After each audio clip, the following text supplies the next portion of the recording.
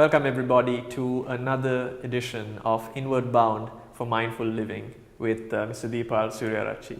I want to be upfront with my audience, if you don't mind, Mr. Suryarachi.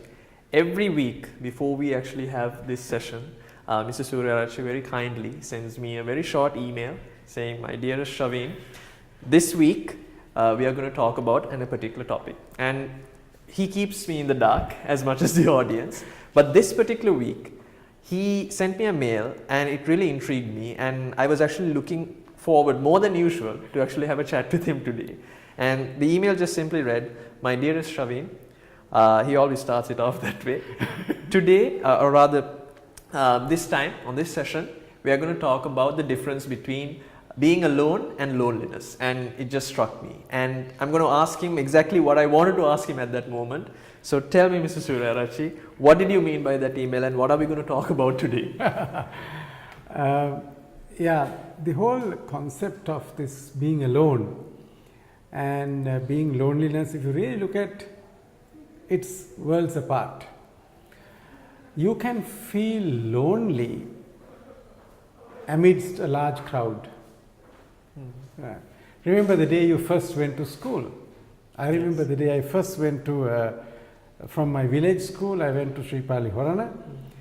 And now in the village school there was only two buildings. And between the buildings is gravel ground. But when I went to this school, there were so many schools in the school, right? So many buildings. And inside there were roads with tar on it. Right. Whereas my home, the road is, from the main road is a gravel path. Right. And there were so many students around. I remember I was hugging onto my father's shirt and crying, saying, "Don't leave me alone." I think we've all gone through similar situations. Right. Yes. So you see, now that's an unfamiliar situation, you feel lonely. Look at another situation. You sometimes, if you are not a very extrovert person, you go to a place like a function and you look around, and if you don't find somebody that is known to you, you suddenly feel you are alone. Yeah. And you feel lonely. Yeah. Or sometimes you have something really bothering you and you are not happy.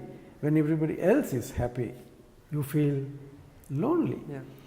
And in another context, let's say you are in an official or a business meeting, and everybody else is taking a view completely different to your view. Yeah. And then you are amidst this crowd, but you feel lonely. Right?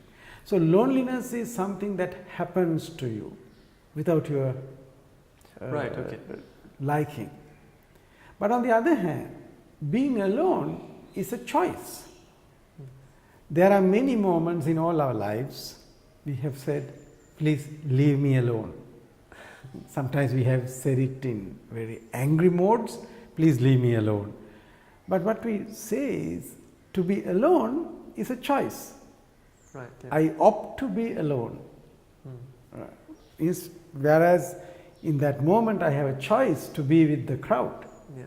But I opt to be alone because I wanted that little space for me. Right. It's more psychological space.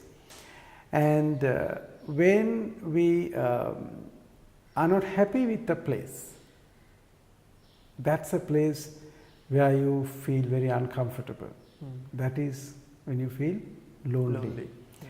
And when you are happy, you are absolutely comfortable and content, then you can be alone. And being alone is a very important skill, I would say. Ability to be alone. Okay. Compared to being with crowds. So that's the kind of broad two definitions. One is loneliness is something that happens to you because of circumstances. And in all those moments you feel small, you feel sad, you feel dejected, difficult, and you feel not so happy.